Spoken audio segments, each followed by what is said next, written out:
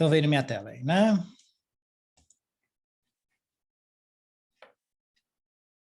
Sim, então sim. Bem, então, bora trabalhar aqui. Bom, eu tinha mandado para vocês as questões, eu não sei se vocês chegaram a ver. Vamos então trabalhar com elas aqui, né? Olha só. Primeira questão. Sobre os títulos governamentais americanos, analise as alternativas abaixo. Então, a primeira parte que a gente tem nessa matéria de investimentos no exterior é a parte das chamadas treasuries, né? Que são os títulos da dívida norte-americana, né? Então, olha só, são as treasuries, ok? Treasuries. Então, as treasuries, pessoal, o que elas vão falar, né? Elas são os títulos de emissão soberana norte-americana, tá certo? Então, o governo norte-americano emite essas treasuries e ela tem alguns tipos aqui. Desculpa a letra, tá? Geralmente eu uso a caneta, mas está dando pau aqui no iPad e não estou conseguindo. Então, o que você tem que lembrar? Você tem que lembrar que existem as treasuries curtinhas, que são chamadas de T-bill, tá certo? Então, essa palavrinha bill, ela sempre vai querer dizer, lembra que bill é conta, é algo geralmente de curto prazo, tá? Então, T-bill são aquelas treasuries com vencimento até 52 semanas, né? Então, até um ano, tá certo? Então, olha só, se ela tem vencimento de 52 semanas, é curtinho desse jeito, faz muito sentido ficar claro para a gente que não vai ter, nesse caso, né, não vai ter cupons intermediários, porque é um título zero cupom, curtinho, no máximo um ano, no máximo 52 semanas, tá certo? Então, esse é o primeiro título, é o título de menor risco, inclusive de flutuação de taxa, de risco de mercado, porque, afinal de contas, ele é um título mais curto, tá? Depois, a gente vai ter as T-Notes, ok? As T-Notes, elas vão englobar um prazo aí de 1 até 10 anos, tá certo? De 1 até 10 anos. Então, o máximo da T-Note é até 10 anos, tá? É importante você saber este prazo aqui, tá? Tem emissões aí de 2, 5, 1, 2, 5 e 10 anos, tá? Então, é até 10 anos. Então, olha só, a T-Note, ela é um título público norte-americano também, e ela tem um prazo mais longo, de 1 até 10 anos. A T-Note, ela é o tipo de título com maior liquidez, não só no mercado americano, mas no mercado mundial, né? Então, as treasuries mais negociadas no mercado mundial são as T-Notes, que elas têm cupons intermediários e elas são títulos aí para 1, 2, 5 ou 10 anos. Legal? E aí, você tem que lembrar que tem a T-Bond. Lembra que o James Bond, ele é duro de morrer, né? Então, nunca morre, tá certo? O James Bond. Então, é lógico que a T-Bond vai ser o título mais longo, tá certo? A T-Bond, ela vai caminhando para o nunca. Não é para o nunca, porque o vencimento da T-Bond é até 30 anos, tá certo? Então, isso que você precisa lembrar, é até 30 anos. Parte de 10 anos, e aí você vai ter no máximo aí uma T-Bond de 30 anos. Então, vai de 10 a 30 anos. Beleza? Precisa saber esses prazos, precisa saber que esses dois títulos aqui são os que pagam cupons intermediários e a T-Bill não paga cupom intermediário. Isso é muito importante. Legal? Então, essas são as treasuries tradicionais. Sempre foram essas 3 treasuries. Aí, recentemente, sei lá, faz uns 20 e poucos anos, se criaram as TIPS, tá certo? As TIPS, que são Treasury Inflation Protected Securities.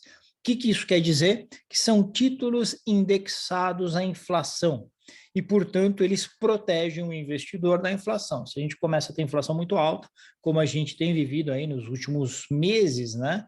Na economia americana, inclusive, você tem uma valorização desses títulos. Aqui no Brasil é o que a gente chama de NTNB, né? O Tesouro IPCA. Aqui no Brasil, o nosso índice de inflação é o IPCA. Lá nos Estados Unidos, o índice de inflação é o CPI, Consumer Price Index. Beleza? Então, é isso que você tem que saber a respeito das treasuries. Basicamente isso, dificilmente tem caído qualquer coisa que fuja disso daí, tá certo? Beleza? Então, vem comigo. Olha só, sobre os títulos governamentais americanos, dá uma olhada aí nas afirmações abaixo. As T-bills são títulos pré-fixados de curto prazo. Tá certo isso? Não existe pós-fixado nos Estados Unidos. Você só tem pré-fixado ou então o pré-fixado que é híbrido, né? Que tem também a variação do CPI, uma parte pré e uma parte pós. Mas você não tem puramente o pós-fixado, Tesouro Selic, LFT, como a gente tem aqui no Brasil, tá certo? Então, precisa lembrar disso, é pré-fixado e um prazo, e é de curto prazo, tá certo? As T-notes são títulos de emissão superior a 1 ano e não possuem, olha lá, não possuem risco de reinvestimento. Tá correto isso daí? Não, tem o risco. Por que tem o risco, Luan? Porque quando você recebe o cupom, você não consegue reaplicar ele na mesma taxa. Perfeito. Então, esse risco de reinvestimento, ele está ligado ao recebimento de cupons. Então, quando você recebe cupons intermediários, em tese, se você não for usar, né, essa grana, a gente parte do pressuposto que você precisa reinvestir. Então, você corre um risco de reinvestimento. Você fez um investimento a determinada taxa, se a taxa caiu bastante, quando você for reinvestir, você vai reinvestir a uma taxa mais baixa e não vai conseguir aquela TIR que você tinha imaginado no investimento inicial. Tá certo? Então, quando a gente fala que não possui, tá errado isso aqui. Então, essa aqui tá errada. Beleza? Muito bom. A próxima, a 3. As TIPS são títulos pré-fixados de prazo superior a 10 anos. Tá certo isso? Não, porque é inflação, índice de preço. Dizer que é pré-fixado é uma simplificação. Tem uma parte pré, mas é indexado à inflação também. Tá certo? E tem TIPS de prazo inferior a 10 anos também. Então tá errado isso aqui, ok? Os títulos governamentais norte-americanos são vistos como livres de risco de crédito, mas possuem risco de mercado. Está correto? Correto. Está correto, sim. Está correto. Eles possuem risco de mercado, sim. Tá certo? Por que possui risco de mercado? Porque eu compro um título a uma taxa de 3,5% ao ano. Quando a taxa sobe para 3,8%, a precificação do meu título na marcação a mercado, a gente vai ter um preço que vai se reduzir. Então, isso é risco de mercado, tá? Então, se eu tiver que vender o título no momento que a taxa subiu, eu tomei uma tunga, como funciona no pré-fixado aqui no Brasil também. Beleza? Então, estão corretas a 1 e também a alternativa 4, a afirmação 4. E isso nos leva para a alternativa D. Beleza? Tudo bem, gente? Vamos para a próxima aqui. Qual das alternativas não apresenta... Deixa eu tirar aqui essa barra que está me atrapalhando na leitura. Uma característica das T-bills americanas. São de prazo de emissão inferior a 52 semanas. Está correto isso aqui, né? Possuem risco de reinvestimento. Está correto isso aqui? Não. Não, porque não tem cupom. O valor do seu PU é calculado descontando do valor de face de $1.000 pela taxa de mercado. Está certíssimo. São títulos zero cupom. Está certíssimo. Então, a incorreta é a alternativa B, é essa que você tem que marcar, né? Não apresenta uma característica das T-bills americanas. Olha só, aqui um cálculo de T-bill, tá certo? Acho improvável que caia na prova, mas assim, né? O fato da gente achar improvável não quer dizer que você não tenha que estar preparado, né? Então, é muito tranquilo de se fazer, então nós vamos fazer aqui, tá certo? Como é que funciona? Mercado americano, a gente sempre diz, né? O profissional que trabalha no mercado financeiro brasileiro, se ele vai trabalhar no mercado financeiro americano, ele tem muita facilidade.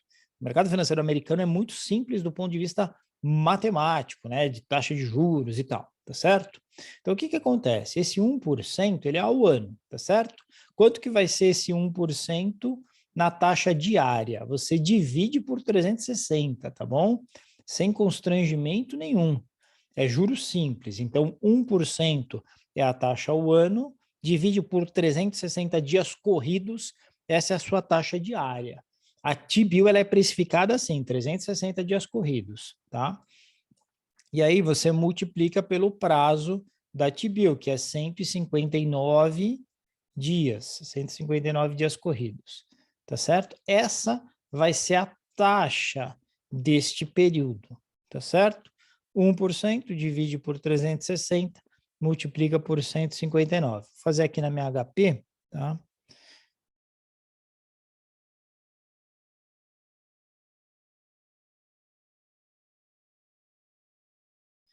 Tá dando 0,44%, tá?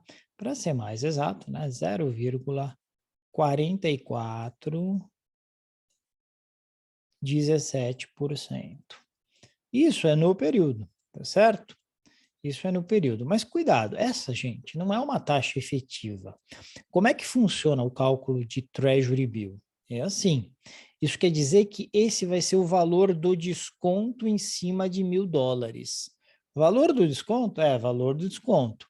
Então, eu vou pegar aqui $1.000. Por quê? Porque o valor de face de uma Treasury Bill vai ser sempre $1.000. Então, eu pego $1.000 agora e multiplico por essa taxa que eu acabei de encontrar.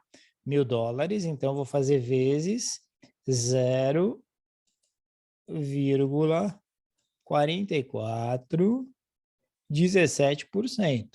Beleza? Então eu preciso fazer esse cálculo para achar o valor do desconto da T-Bill.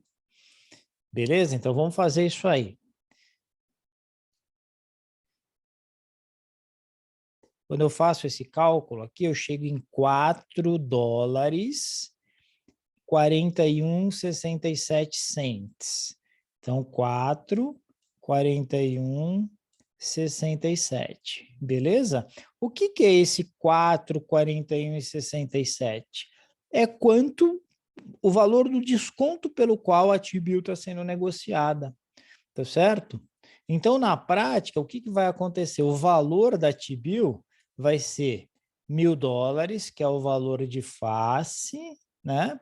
Menos esses 4,41,67. Beleza? Se você fizer essa conta, né? Você vai ver, deixa eu fazer aqui. Você vai chegar em $995, né?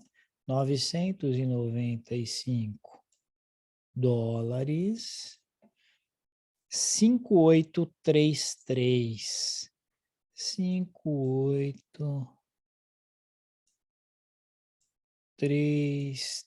Se puser 6 casas, vai dar 3 até o final aqui, ó. Tá certo? Isso nos leva à nossa alternativa A de acertei. Beleza? Então, é assim que tem que fazer, tá? Você calcula primeiro a taxa no período, juros simples, base 360 dias corridos, igual a gente faz cupom cambial, lembra quando a gente fazia cupom cambial? Igualzinho, legal? Calcula o valor do desconto, então isso aqui é o valor do desconto, né? E esse aqui é o valor do PU, do preço unitário, que é 1.000 menos o valor do desconto, tá bom? E aí você chega aqui no preço unitário da sua Treasury Bill. Tá entendido? Beleza? Sim. Então tá bom. E, professor, e a T-Bond? E a T-Note? É do mesmo jeito ou é diferente? T-Note e T-Bond a gente já fez lá em renda fixa, né? Então é muito semelhante à debenture brasileira, né? A única diferença é que muitas vezes, por exemplo, o pessoal fala, o cupom ele é de 4,25. Um exemplo bem característico esse aqui, tá? Cupom de 4,25 ao ano e pago semestralmente, tá bom? 4,25 ao ano e pago semestralmente. A única coisa é que você vai ter que vai ser 2,125% por semestre, tá? Então, esse 4,25 eu divido por 2, porque tem 2 semestres num ano. Então, se parar para pensar, né? A taxa efetiva acabaria ficando um pouco diferente. Mas aí o que você tem que lembrar é isso, que lá nos Estados Unidos a galera gosta de juros simples, né? Porque o mercado é um mercado muito maduro, um mercado que começou lá no começo do século XX, no final do século XIX. Fazer cálculo naquela época, galera, era um negócio complicado. Você não tinha calculadora, não tinha todas as facilidades que a gente tem hoje.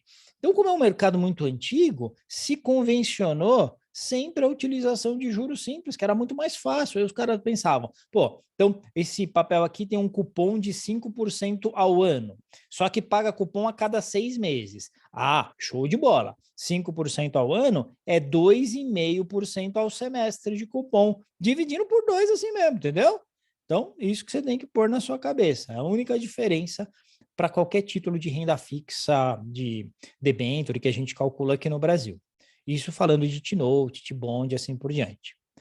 Beleza? Assim, corta o meu dedo mindinho se cair alguma coisa de T-Note, T-Bond, cálculo, né? Nunca tem caído, acho muito difícil que venha a cair. O que pode cair é um título de renda fixa, é negócio naquela forma geral que a gente tem visto lá em renda fixa. Fechado? Beleza? Vamos para a próxima aqui. Qual dos títulos abaixo apresenta proteção contra a inflação? Essa aqui é, se você errar, vou lá te esperar para te pegar na pancada, né? Porque essa é muito simples, você vai lá e marca tips, tá? Pode cair uma assim, já caiu também do tipo assim, qual é o título com maior liquidez e que representa a taxa livre de risco mundial? Aí você teria que falar que é o T-Note. Qual é o título que não tem risco de investimento e é utilizado para liquidez, tal? Treasury Bill. Se estivesse perguntando qual é o título de mais longo prazo entre as treasuries americanas, aí você colocaria T-Bond, tá certo? Então, já caíram questões bastante simples assim sobre títulos e você precisa lembrar qual é o destaque maior de cada um desses títulos. Treasury Bill, que é o curtinho, não tem risco de reinvestimento, né? E alta liquidez, curto prazo, baixíssimo risco de mercado também. T-Note é o título mais líquido que existe, vencimento entre 1 e 10 anos. TIPS protege da inflação, T-Bond, Bond, James Bond, duro de matar, nunca morre, então é o mais longo, vai até 30 anos de vencimento, o T-Bond, dependendo da emissão. Beleza? Muito bom. Sobre as Treasury Bonds, títulos da dívida norte-americana, assinar é a alternativa correta. Faz aí, galera. Vamos ver se vocês estão comigo aí.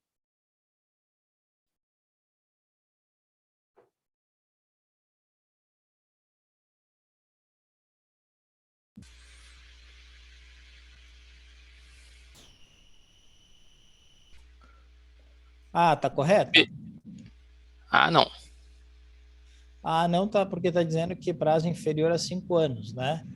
E no caso do T-Bond é prazo superior a 10. 10 e 30. superior a 10, né? Então, tem como característico pagamento periódico de cupom de juros, tá correto isso aqui. Então, essa aqui tá errada, essa aqui tá correta. São os mais utilizados. Por que tá errada a C? O mais utilizado para risco FII é o T-Note. T-Note. Muito bom. T-Note. E a C? São os títulos que não pagam cupons de juros. Quais que são os que não pagam cupons de juros? T-Bill. T-Bill, né? Então tem que ser a B mesmo. Para a próxima. Analisa as afirmações sobre T-Bonds. São títulos de prazos superiores a 10 anos? Acabamos de falar, Sim. está correto. Pagam juros anualmente? É semestral, né? Pagam juros semestralmente, tá certo? Então, tá errado aqui. Se bem que tem T-Bond que paga juros anualmente, hein? Pegadinha do malandro.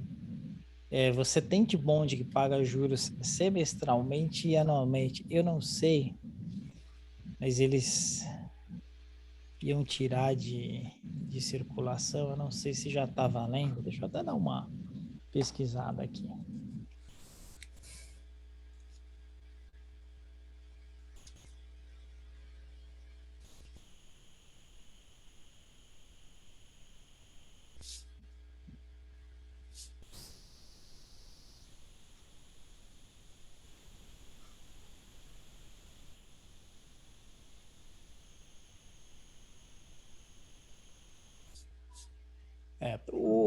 Vamos partir do pressuposto do que é o comum, tá? O comum são os juros semestrais, né? Vamos só ver como é que vai ficar as alternativas aqui.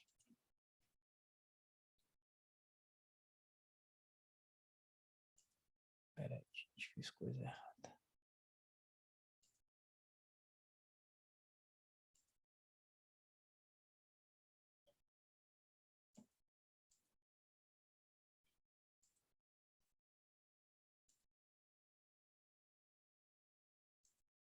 Estão vendo minha tela aí?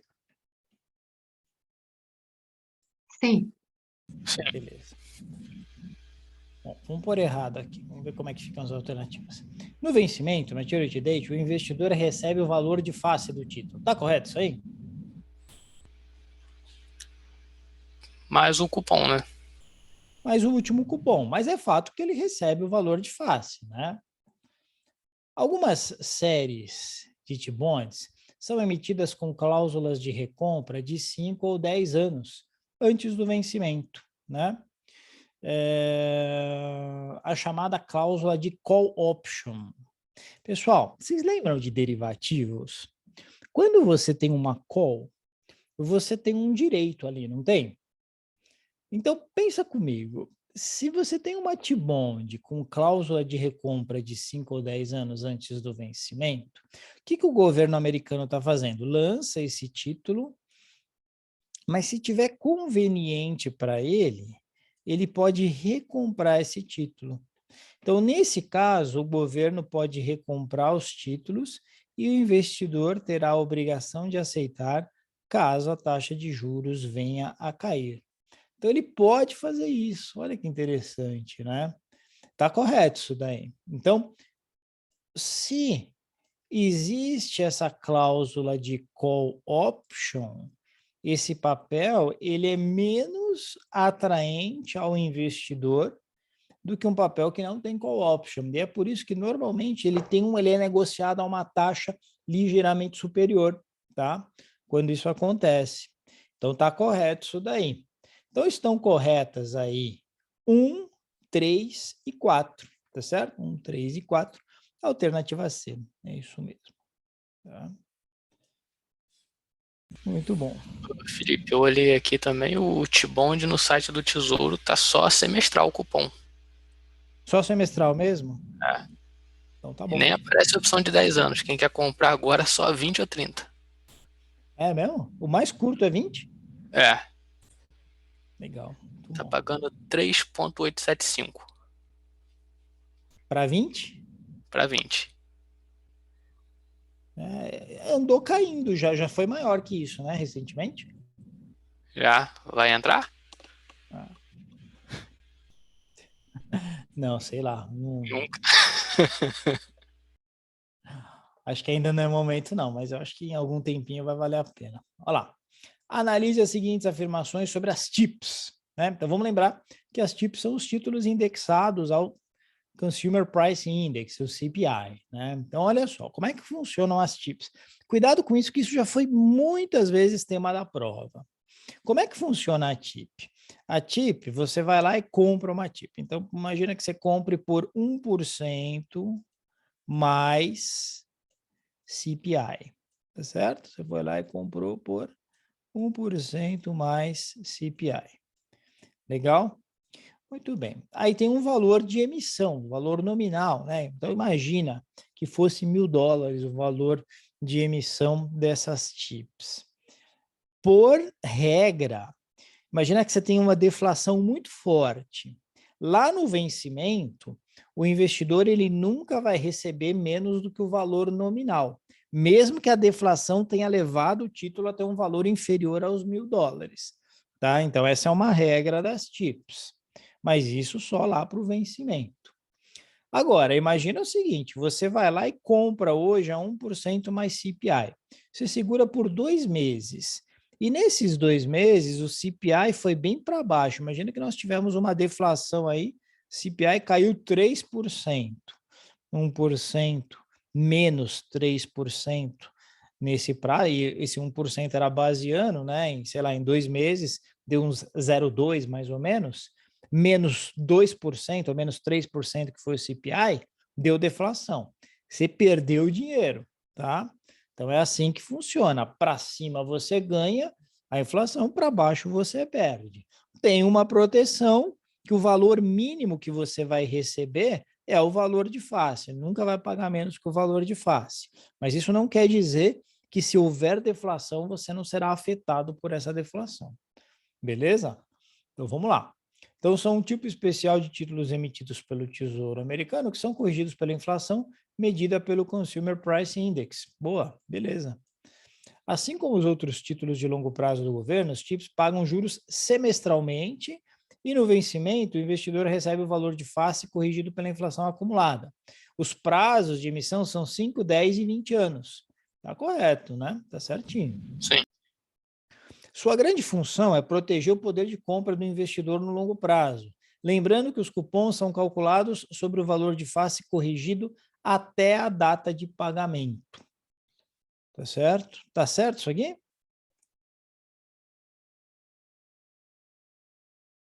Certinho, né? É isso aí.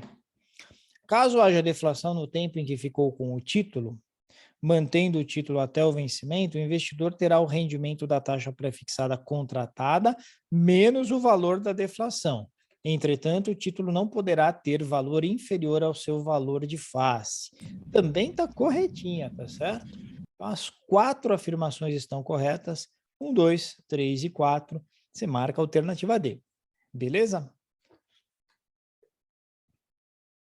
A próxima. Eurobond é um título que, quando possui cláusula de put, olha só. Então, o Eurobond, ele é um título emitido em moeda diferente ao dólar, uma moeda que não seja o dólar, tá certo? Tem que ser euros? Não necessariamente. Você tem Eurobonds emitidos em libra esterlina, por exemplo, em franco suíço, tá certo? Você tem Eurobonds emitidos em outras moedas que não o euro, tá? Mas uma coisa é certa, é sempre em alguma moeda que não seja o dólar, tá? Então, olha só. E aí, ele tem uma cláusula de put. Pessoal, cláusula put é direito de comprar ou é direito de vender? Vender. Vender. De vender. Então, esse direito, ele tem que ser um direito para quem é o titular, quem está com aquele título na mão, é ou não é? Ou seja, ele é um direito para o investidor. Lembra que naquele exemplo que a gente viu agora há pouquinho, que era o governo americano, ele vendia as treasuries no mercado e ele tinha um direito de comprar, ele tinha uma call. Então, o título estava na mão do investidor, mas o emissor tinha o direito de recomprar aquele título. Aqui é o inverso. Aqui é um direito de vender. Então, quem tem o direito de vender é quem está detendo esse título. E, portanto, quem está detendo esse título é o investidor, tá certo? Então, dá o direito ao titular do título, do Eurobond, de vender a um preço definido. E acaba sendo uma proteção, né? Porque imagina que você comprou um Eurobond achando que ia dar tudo certo e tal. E aí, a empresa, que é a emissora do Eurobond, começou a ter problemas, começou a não pagar suas obrigações, aí despenca o preço desse Eurobond. É a debênture das lojas americanas, por exemplo, né? Mas em moeda lá na Europa, né? Em euro, em libra, o que seja. Então, o que acontece? Se tiver essa venda com cláusula de put, né? Se tiver a cláusula de put no Eurobond, o investidor poderia vender ao preço especificado ali, tá certo? É bem verdade que nada garante que o emissor vai ter grana ou vai honrar esse pagamento, tá? Mas, de qualquer forma, é um direito ao titular de vender o título a preço definido, alternativa A. Beleza?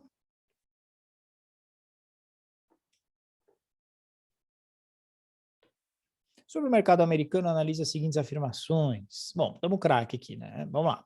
T-bonds e T-notes possuem risco de reinvestimento, ao passo que as T-bills não possuem esse risco. Tá correto?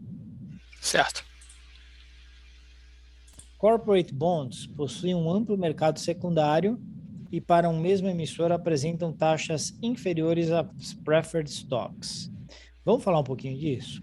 Corporate bonds são as debêntures americanas. Esse é o mercado mais líquido que a gente tem nos Estados Unidos. É o mercado mais líquido, só perde para as treasuries, tá? Na verdade, é o mercado corporativo mais líquido. Tem mais liquidez do que as ações, do que as common stocks e as preferred stocks, tá? Então, as corporate bonds é um mercado de altíssima liquidez, que você compra aquele título e você está emprestando dinheiro para a empresa. Se for uma operação em mercado primário. Se for no mercado secundário, você está comprando esse título de um outro investidor, tá? Mas tem alta liquidez. Legal? E aí você tem um negócio chamado Preferred Stocks, que é diferente das ações preferenciais brasileiras. As Preferred Stocks, normalmente elas têm um pouco de característica de renda fixa e um pouco de renda variável. Normalmente, quando você compra a Preferred Stock lá no mercado americano, você tem uma taxa pela qual você é remunerado. Essa taxa normalmente é uma taxa mais alta que dos corporate bonds, e em caso, por exemplo, de falência da empresa, você acaba tendo um risco muito parecido ao das common stocks, das ações ordinárias, das ações normais, tá? Então, o que acontece? Está correto isso, as corporate bonds têm um amplo mercado secundário, então o mercado de debêntures lá é muito líquido, e para o mesmo emissor, como o risco é um pouco menor que o das preferred stocks, você acaba tendo taxas inferiores aos das preferred stocks, tá? Tá correto. Pessoal, por outro lado, as common stocks são as ações ordinárias que a gente vê aqui no Brasil, né? Então, quando você pensa em ação brasileira, são as common stocks americanas, né? Então, são papéis semelhantes às ações ordinárias brasileiras e possuem risco superior às preferred stocks. É verdade. Primeiro, porque você não tem uma pactuação de taxa, como nas preferred stocks, e porque em caso de liquidação judicial da empresa, os acionistas preferenciais, eles vão receber antes dos ordinários, né, das common stocks. Então, está correto. Corporate bonds são títulos com risco de crédito, enquanto T-bonds são títulos públicos sem risco de crédito. Está correto? Sim. Certinho, né? Então, novamente, tudo correto. 1, 2, 3 e 4. Legal? Muito bom. Sobre os títulos privados no mercado americano, analise as seguintes afirmações. Commercial papers são instrumentos de dívida de curto prazo emitidos por empresas não financeiras. Galera, commercial paper nada mais é do que as notas promissórias que a gente tem aqui no Brasil. Aqui no Brasil até às vezes a gente chama de commercial paper, tá? Porque justamente se assemelha muito ao commercial paper americano. Então, dívida de curto prazo, até 1 ano, e emitida por empresas não financeiras. Então, não pode ser banco, que nem aqui no Brasil, tá certinho. Os CDBs americanos são chamados de CDs, né? Então, são os Certificates of Deposit, são CDs, são CDBs. Legal, instrumentos de dívida de 1 a 5 anos e são emitidos por bancos. É isso aí. Então, você tem que lembrar isso. É muito fácil lembrar, porque é igual o CDB brasileiro, só que lá chama CD, né? Certificate of Deposits, é a mesma coisa. Os Eurobonds são os títulos de dívida, denominados necessariamente em euros. São distribuídos por um pool internacional de bancos em diversos países. Está correto? Não. O problema foi isso aqui, né? Não necessariamente vai ser em euros, né? Pega muita gente, né? Porque o pessoal vê Eurobonds e fala assim, tem que ser em euros. Mas não necessariamente, tá? Então, tá errado. O resto tá certo, né? Quando fala que são distribuídos por um pool internacional de bancos, é o mais comum de acontecer. High yield bonds são os títulos emitidos em mercados emergentes e que, pelo risco país, pagam juros mais altos do que os investment grade bonds. Então, olha só, high yield já diz, né?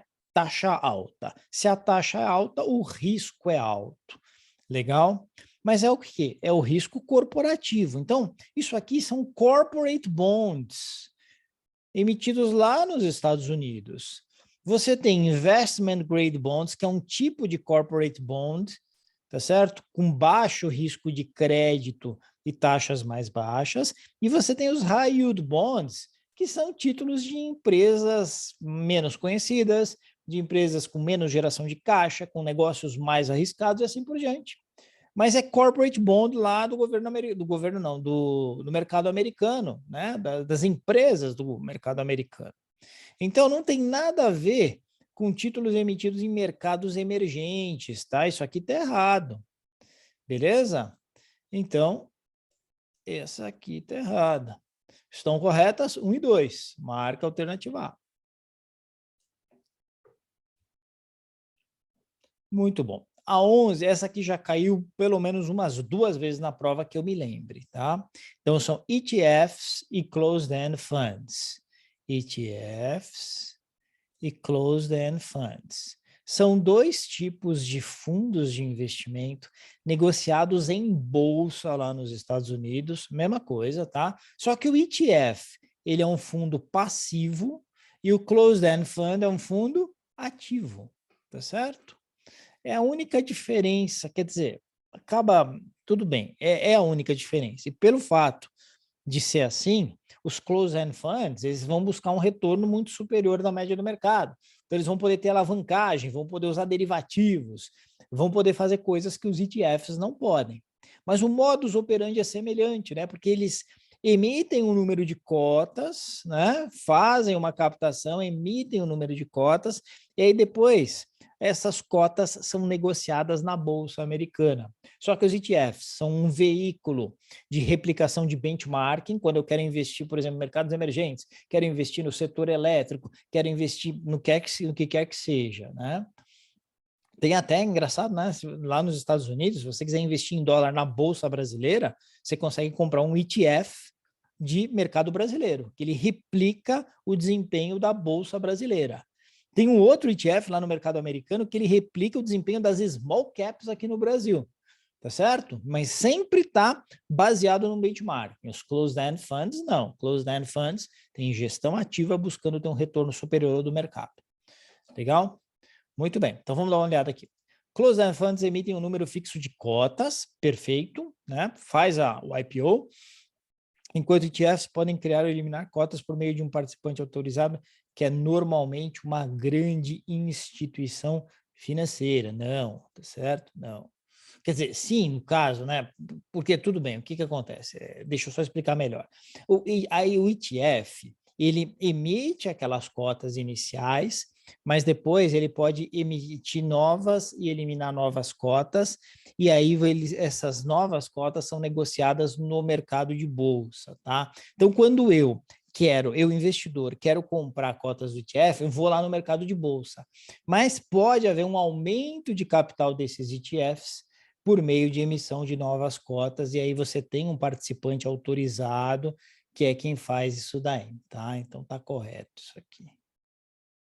Aqui no Brasil, né, a gente tem alguns exemplos, né? Um exemplo é o BOVA11, que tem gestão do Itaú, tá?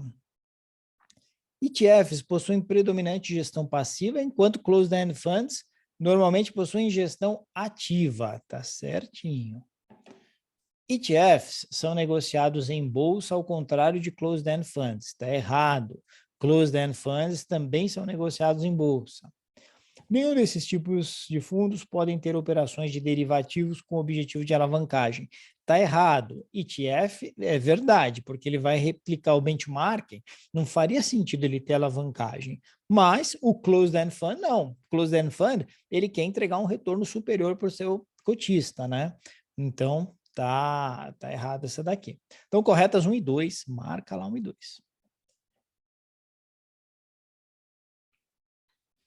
Questão número 12. Seu cliente tem uma carteira de investimentos que contém TIPS, né? Ele está preocupado porque viu notícias que a economia americana pode passar por um período deflacionário, o que a princípio poderia fazer com que os seus títulos tivessem rentabilidade negativa. Além disso, ele também gostaria de entender como a variação cambial do dólar frente ao real influencia a rentabilidade. Você explica que. Então, o que estaria correto? Olha só. Caso haja deflação,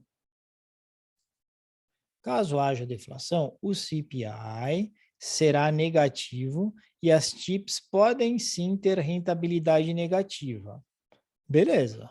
Uma valorização do dólar frente ao real traria uma rentabilidade extra para os seus investimentos quando considerados em reais. Está correto tudo isso, concorda comigo? Você foi lá e investiu, você tinha reais, né? Aí você pegou os seus reais, trocou por dólares e comprou TIPS. Se eu tiver uma deflação, eu vou perder dinheiro em dólar, porque a rentabilidade vai ser negativa. Agora, se concomitantemente a isso, o dólar subir frente ao real, eu tenho um ganho na variação cambial, né? Quando pensar em reais, tá certo? Então, por exemplo, minha grana que eu levei para lá, imagina que você levou 100 mil reais. Com o dólar a 5, eram 20 mil dólares. Aí, se o dólar subir para 6, você passa a ter 120 mil dólares, 120 mil reais, né? Porque 20 mil dólares vezes 6, 120 mil reais. Então, tá correto isso aí. A tá certinha. B, as TIPS têm um valor nominal mínimo garantido. É verdade, é o valor de face, né? Portanto, não precisa se preocupar em ter rentabilidade negativa mesmo em cenário deflacionário. Claro que não, né? Porque eu posso ter uma rentabilidade negativa desde que aquele valor não ultrapasse, né? Não fure, não derreta abaixo do valor nominal mínimo garantido. Mas isso pode ferrar aqui o meu rendimento. Então, eu posso ter comprado bem acima do valor nominal. Aí, pela deflação, o preço do título cai e eu vou ser prejudicado por causa disso. Então, é uma preocupação que a gente tem que ter. Tá? C. Caso haja deflação, CPI será negativo e as TIPS podem sim ter rentabilidade negativa. Uma valorização do dólar frente ao real diminuiria a rentabilidade dos seus investimentos quando considerados em reais? Não, né? Aumentaria, não diminuiria a rentabilidade. Tá errado. E finalmente a última aqui, né? Deixa eu tirar essa barra daqui que está me atrapalhando. As TIPS têm um valor nominal mínimo garantido, portanto, não precisa se preocupar em ter rentabilidade negativa, mesmo em cenário. Já vimos que está errado isso daí, né? Porque o fato de ela ter um valor nominal mínimo garantido não quer dizer que você não possa ter um retorno negativo, tá certo? Então, realmente a alternativa A, todas as demais têm algum problema. No caso de liquidação de uma empresa americana, a ordem de prioridade no recebimento do capital é para os investidores que detêm, então olha só, ordem de prioridade, tá certo? Isso quer dizer o seguinte, quem tem a prioridade? Quem tem bonds, porque são títulos de dívida, pura e simplesmente, tá certo? Aí depois vem ações preferenciais, porque as ações preferenciais elas fazem parte do equity, você é acionista, mas elas têm característica de renda fixa e elas têm preferência no recebimento dos haveres da empresa. E por último, as common stocks, que são as ações ordinárias deles lá nos Estados Unidos, tá? Então, nessa aqui é a alternativa A. Muito bom. Pessoal, na 14 a gente começa a falar sobre hedge funds, tá? E a gente teve uma questão muito semelhante a essa na prova passada, né? Então vamos dar uma olhada com calma aqui. Os hedge funds nos Estados Unidos, eles não seguem a mesma regulação da SEC que os demais fundos, que é o restante da indústria, tá? Entretanto, alguns tipos de hedge funds são regulados, outros não. Então, dependendo do tipo de hedge fund, ele vai estar debaixo da regulação ou não. Legal? Então, olha só. Essa é uma forma de investimento alternativo na qual os gestores tomam decisão com menos restrições legais. Perfeito. Seu objetivo é lucrar independente da situação de mercado, são muito flexíveis e com graus de riscos variados e estratégias mais sofisticadas. Legal. Com relação a esses fundos, podemos afirmar que possuem estratégia vinculada a um benchmark e possuem necessariamente fiscalização da SEC. Pessoal, não possui necessariamente fiscalização da SEC, tá? Então tá errado. Possui estratégia absoluta. O que é estratégia vinculada a um benchmark? É um fundo passivo. O que é uma estratégia absoluta? É uma estratégia que visa dar um retorno absoluto superior ao mercado. Então, é um fundo ativo, legal? Então, o que vai acontecer? E mais, né? Não só um fundo ativo, mas normalmente você não tem uma comparação direta com um benchmarking específico, tá certo? Não possuem necessariamente fiscalização da Securities and Exchange Commission, beleza, isso mesmo, né? Então, a grande diferença aqui estava errado, né? Porque você dizia que possuem estratégia vinculada a um benchmarking, e aqui diz que possuem estratégia absoluta, tá certo?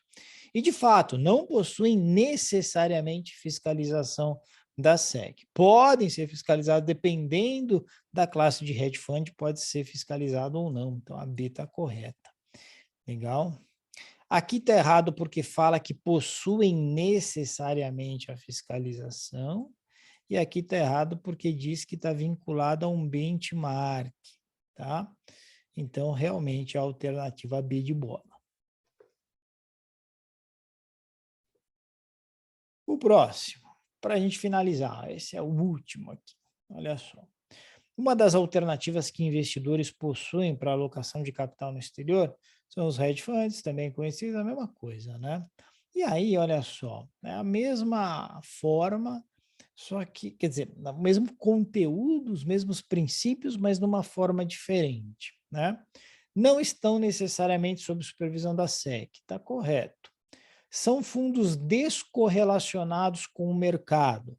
Está correto. A busca dos hedge funds é você ter estratégias que sejam ganhadoras mesmo quando o mercado está indo para baixo. Quando a gente fala mercado, tá, pessoal? A gente se refere normalmente ao mercado de renda variável. Então, mesmo quando a bolsa estiver caindo, um fundo de um fundo hedge fund pode operar vendido. Então, a expectativa que se tem é que ele tenha a capacidade de entregar um resultado positivo, tá? Então, está correto.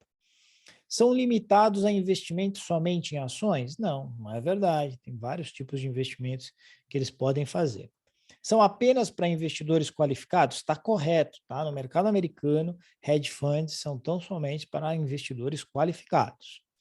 Podem usar a alavancagem máxima de até 2 vezes o patrimônio líquido do fundo? Não. Tem hedge fund que faz alavancagem de até 5 vezes, tá? Então, está incorreto isso daí.